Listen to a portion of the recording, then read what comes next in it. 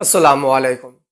حضرت علی رضی اللہ عنہ کا شمار اسلامی تاریخ کی بہت اہم اور عظیم ترین شخصیات میں ہوتا ہے۔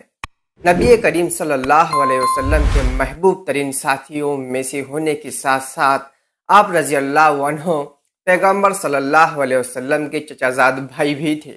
آپ کو حضور پاک صلی اللہ علیہ وسلم کے داماد ہونے کا عظیم مرتبہ بھی حاصل ہے۔ بچوں میں سب سے پہلے ایمان لانے کی سعادت حضرت علی رضی اللہ عنہ نے حاصل کی۔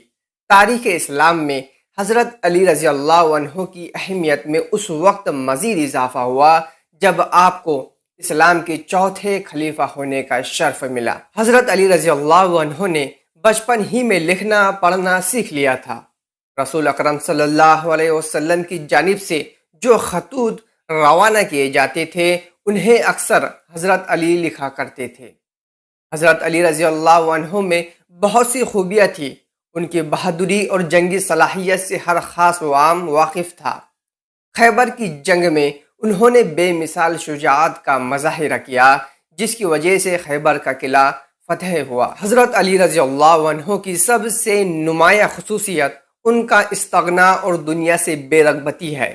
عیش و آرام کے تمام اسباب ان کے قدموں میں تھے۔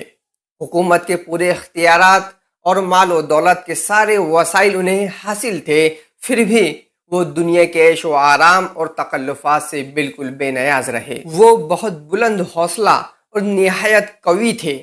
ان کے انصاف سے ہر کوئی مطمئن ہو جاتا۔ وہ علم کا سرچشمہ تھے، بہت زیادہ غور و فکر کرنے والے تھے، معمولی لباس اور سادہ کھانا پسند کرتے تھے۔ ایک دن حضرت علی رضی اللہ عنہ فجر کی نماز کے لیے مسجد میں داخل ہو رہے تھے کہ ایک شخص عبد الرحمن بن ملجم نے زہر میں بجھی ہوئی تلوار سے وار کر کے انہیں زخمی کر دیا۔ اس زخم سے حضرت علی رضی اللہ عنہ جابر نہ ہو سکے اور 21 رمضان المبارک 40 ہجری کو شہادت پائی۔